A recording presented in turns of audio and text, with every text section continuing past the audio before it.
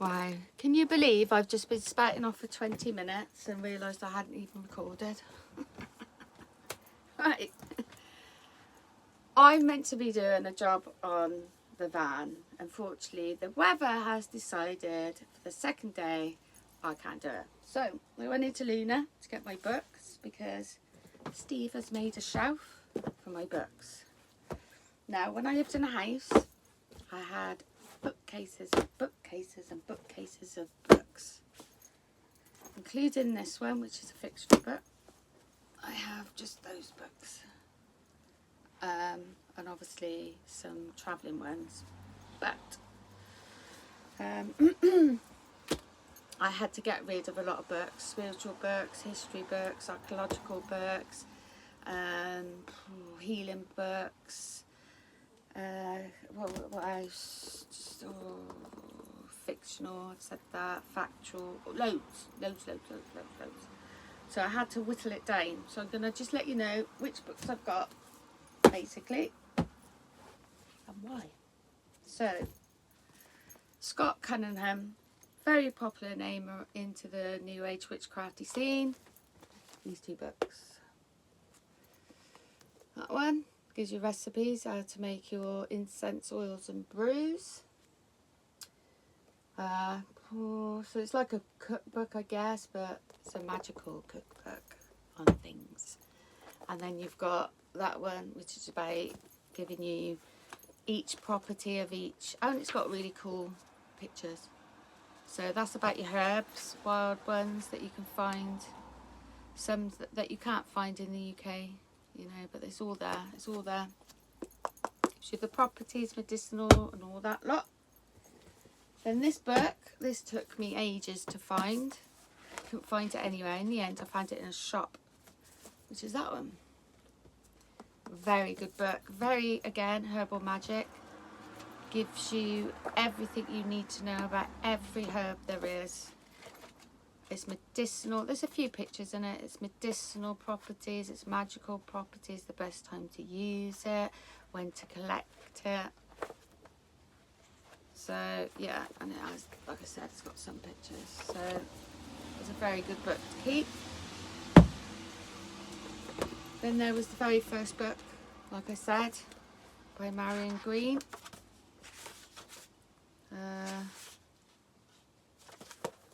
That one. So I think I'll always keep that book. Then obviously I'm into tarot reading and tarot. So mine's the Wild Woods Tarot. So I get that book. I love the imagery of that. I don't think it's got pictures to show you. Oh, it has black and white pictures, but let's go with my tarots. And then I've got Witch, Unleashed, Untamed and Unapologetic, which is mainly about women using the word witch just to empower themselves. Very good book. Haven't quite finished it. But then, because I'm really into Norse mythology and the Vikings, I have these two books. See how, yeah, I like to read them. And then if you're into the myths, this is a very good book to get. It goes into in depth about all that. There's a couple of pictures as well. Look. So I kept those two. And then Manifestation. Out of all the manifestation books I had, we all have to know the secret, don't we? So I kept that one. It's a very good book. I think I bought that from the works. Really cheap. A couple of quid. That's a really good book. It explains manifestation really simply for people. And then I was gifted this book to read. It's a fictional one. So I haven't quite finished that. So that's all my books. I think what we'll do one day, sometime in the future, I think we'll go through all these books, do a separate video on each book, why I kept it, why I like it, why I enjoy it. But yeah, I think this one's written by a professor, so it's very good book. But yeah, so I thought while I was in Luna sorting out my books, I thought I'd do a very quick video, let you know more about it, why I kept them out of all the books that I could have possibly kept. I kept a lot of my witchcraft books. I had moon magic, a beautiful Green Witch book, which was massive, which I wrote in as well. I have a habit of writing in my books, stapling bits of information. So I think that's to do with oils, different type of essential oils and stuff. And then I have little notes written down. But yeah, I gave a lot of my witchcraft books to a friend who was just starting out on her path. A lot of my books, archaeological books, I really wanted to keep, but obviously you can only keep so much in a van.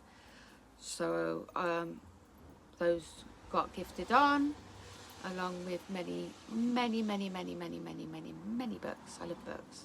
I worked in a bookshop, so I collected books. I do like books. I love the idea of having in a home a library somewhere, but obviously in a van you have to be very picky on the books you choose. Like I said, we've got some travelling ones. We've got the Ireland one, the Wales and England one, and the Scottish one, like this sort of thing. We've got a map, ancient map, which I like to look at all the ancient things. Oh, and then these sort of books. So yeah, I have to be very careful about the books we kept. So I think I'll leave that here for now.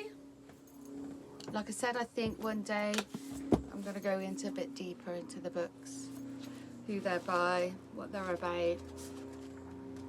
That one I bought years and years ago, and it was very hard to get out. Yeah, no, I think it cost me 30 quid, that bit. It's a good book though. I did have one on trees, the mystical, magical and truth about all trees in the UK. That was a very good book. I gifted it on. Kind of wish I hadn't now, but I had.